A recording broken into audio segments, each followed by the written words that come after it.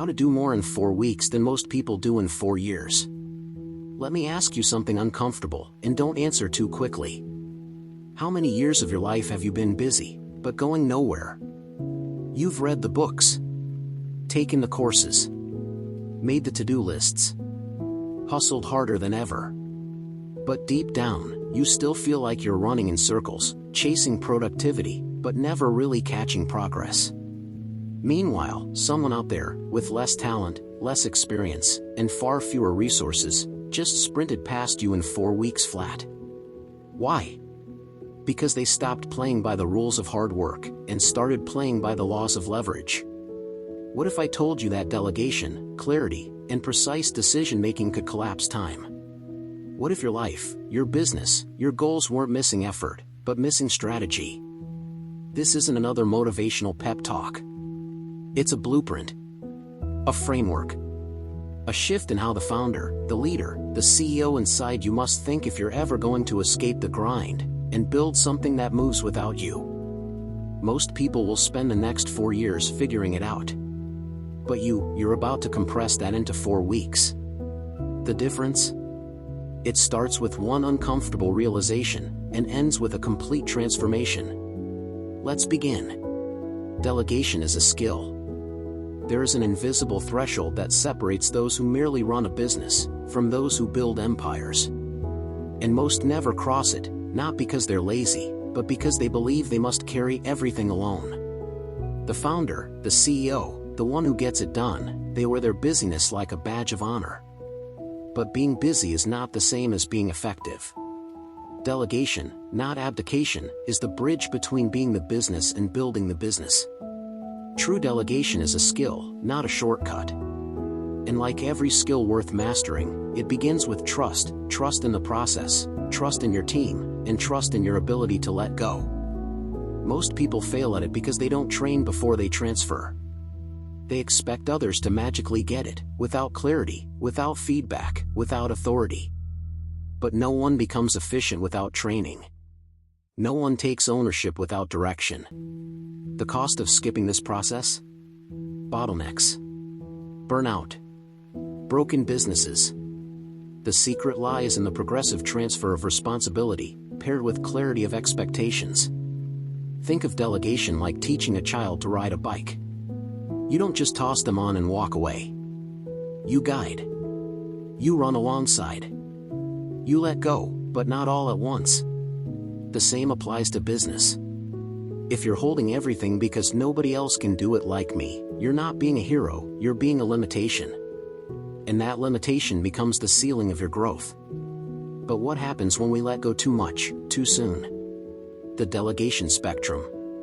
Let this be a mirror for every leader walking the fine line between progress and paralysis. There are 2 traps, equally dangerous, that catch the feet of even the brightest entrepreneurs. On one side, we have the control addict, the founder who holds on to every detail, every decision, every email, until they become the bottleneck of their own dream. On the other side, we have the hands-off drifter, the one who tosses tasks like grenades and disappears, hoping everything magically explodes into results. Both are stuck in extremes. And both kill momentum in silence. Let's be honest, most leaders live on a spectrum of delegation without knowing it. You might think you're delegating, but you're really just assigning work without giving real authority. Or worse, you hand off responsibilities without structure, without standards, and call it trust. That's not trust, that's abdication. Real leadership is understanding where you are on the spectrum, and having the courage to move toward the center, where strategy, clarity, and ownership live. A business grows only when its founder evolves from being a doer to being a multiplier. That means building systems, setting expectations, communicating what great looks like, and then guiding, not ghosting, the people you entrust. A powerful team is not built by chance, but by a leader who knows when to tighten their grip and when to release it. And as you find that balance, you'll start to notice something magical. Growth begins to scale itself. But before we can lead others, we must first decide what we are leading them into. Delegating authority versus tasks. This is the difference between building an army and assembling a group of assistants. Most people delegate like they're handing over a checklist to a robot. Do this. Don't do that. Ask me if you're unsure. That kind of delegation doesn't build leaders, it builds dependencies. If you're always the one doing the thinking, and others are just doing the doing, then you've simply multiplied hands, not minds. Entrepreneurship demands more. It demands that you delegate not just tasks, but the authority to make decisions, to think critically, to own outcomes, to lead from within. When you delegate only tasks, you create followers who wait for your orders. But when you delegate authority, you create a culture of ownership. You spark initiative.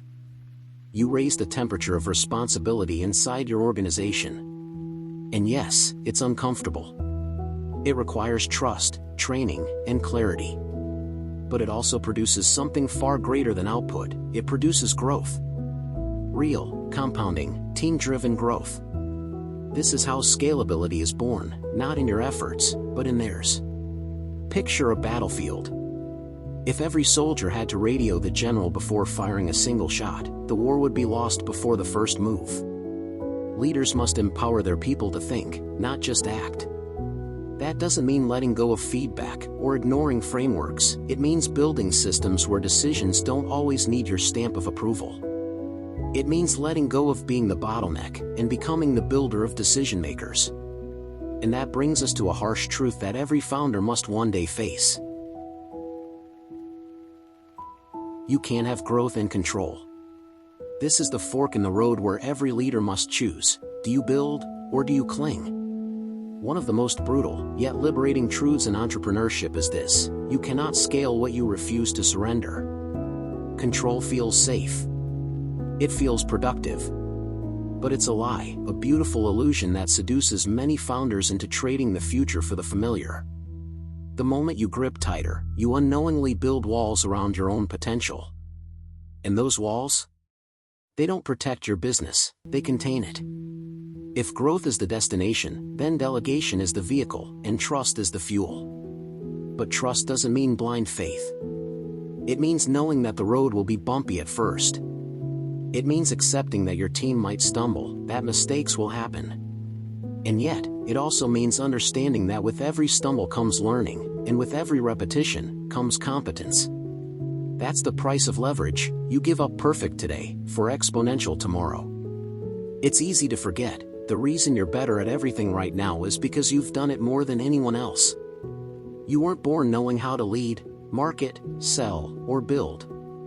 You learned. So why do we expect others to get it overnight? They need training, direction, and space to grow. But in return, they give you something invaluable: freedom. Creative freedom. Strategic freedom. Time. And only when you buy back your time, can you buy into the future. But buying time also means knowing what and who to give it to. The 4 Zones of Delegation framework. This is where delegation stops being theory and becomes architecture for your business. Imagine a grid. On one axis, you measure importance. On the other, you measure competence. Now place every single task you handle inside that framework. What you'll discover is both shocking and empowering. Most of what you're clinging to is either not important or not worth your time. This is the moment where clarity meets strategy and efficiency meets execution. Welcome to the delegation quadrant, the blueprint for reclaiming your time. Let's start with Zone 1, done or deleted. These are the small things, the low-value distractions. Tasks that require little skill and have little impact. Booking a flight. Ordering chairs. Cleaning the inbox. They add clutter to your day and steal focus from your mission. Here's the rule: delegate them or delete them. If they're not contributing to your goals or your culture, they're just noise. Leaders who obsess over trash can fires rarely build anything worth burning for. Then comes Zone 2, informed progress, tasks that are high in importance, but low in complexity. These need your attention, but not your involvement. Think of writing a sales script, drafting a customer email, or preparing onboarding materials. You must remain in the loop, not to micromanage, but to give feedback and steer the direction. This is where your communication style shapes outcomes. Be present, not oppressive. Coach, don't command. And once you master that, you move into a more delicate territory. Delegation Framework, Zones 3 and 4. This is where you discover what you must observe, and what you must never let go. Now we enter Zone 3, Informed Results, where competence is high, but importance is low. These are tasks you don't need to micromanage, but you do need to monitor. Take your monthly P&L formatting, or customer support emails, or even video setup for your content studio. You don't need to be in the room, but you do need to know the outcome. A weekly report, a summary, a quick sync. You're not abdicating, you're overseeing. That's the balance. That's leadership. And finally, we arrive at Zone 4, Don't Delegate, the sacred ground. These are the tasks that carry high importance and demand high competence. This is where the cost of a mistake is simply too great. Think strategic decisions, executive hires, company direction, or signing binding legal agreements. These are the moves that shape the entire culture and trajectory of your business. This is where the founder, the CEO, the visionary must stand firm. Not out of ego, but out of responsibility. Delegating these types of tasks too soon, or to the wrong person, can lead to irreversible errors. And I've seen it. A contract signed without full understanding. A partnership made without foresight. A strategy launched without alignment. These are the wounds that leave scars. You can't afford to be hands-off here. In these moments, your wisdom is non-negotiable. But how do you know if you're truly spending your time where it matters most? Real-world application. Because knowing is not enough, you must do. And what you do consistently becomes who you are. A powerful business isn't built in meetings, it's built in moments. Moments when the founder chooses focus over chaos, strategy over control, and delegation over ego. In the real world, you'll never have it all figured out. Some days, you're building your empire. Other days, you're putting out fires. But if you want to build something that grows without grinding you down, your job is to spend 80% of your time on high-leverage, high-skill work, and leave the rest to a well-equipped team. That remaining 20%? Oh, it'll be messy. You'll still need to prep meetings, handle legal nonsense, step in when a process breaks, or do a job you haven't hired for yet. That's not a failure, that's reality. But don't let that 20% become 80%. When you're in a stage of rapid growth, the lines blur. You'll wear different hats, sometimes all in one day. But remember, every task you hold on to that someone else could own is a task that pulls you away from what only you can do. Here's how you stay sharp. Keep asking, am I delegating, or am I abdicating? One empowers, the other confuses. One trains, the other frustrates. And this awareness, this level of intentional management, becomes the beating heart of your company culture. It sets the standard. It drives execution. And when done right, it doesn't just free you, it transforms your people. But how do you know which tasks to give up next, and which ones to keep close? Action steps. Because information without action is just mental clutter, and clutter never built an empire. Knowledge is only potential power. You've absorbed the framework, understood the zones, recognized the cost of doing too much. Now it's time to put it to work. Start by doing something no one ever does. Take inventory of your time. List out every task you touched this week, from the high-level decisions to the coffee orders. Don't overthink it. Just list.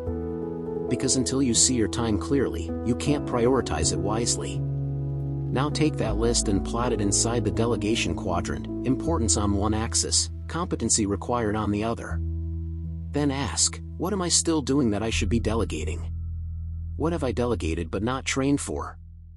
And what, if anything, have I dangerously abandoned under the illusion of trust? This isn't just an exercise in productivity.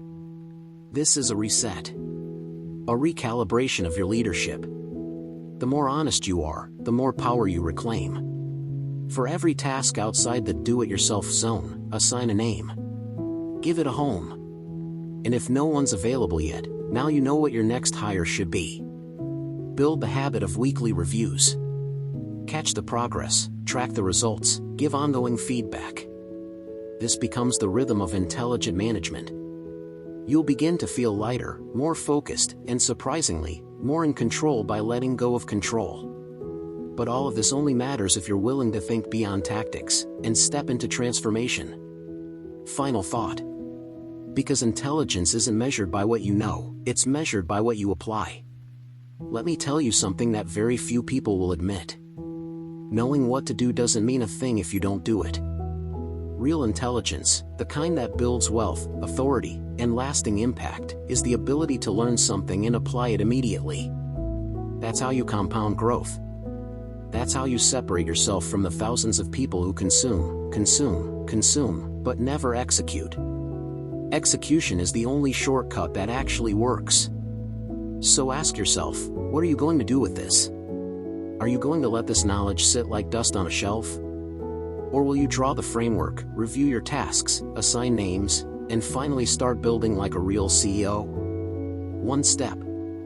That's all it takes to move from wishful thinking to strategic development. Start small, but start now. You don't need perfect conditions. You need commitment. That's how you become the multiplier, not the machine. And if this resonated with you, if you know you're meant for more than grinding inside your own business forever, then get ready. Because up next, I'm going to show you how to accomplish more in the next 4 weeks than most people do in 4 years. And no, that's not hype. That's what happens when clarity meets action, and vision is backed by real systems. Let me ask you this. How long will you keep playing small inside a life that demands you show up big? You've just walked through a complete framework that most entrepreneurs go their entire lives without learning. You now understand how to identify what matters, who should own what, and how to finally let go of the things that are keeping your business, and your life, trapped in first gear.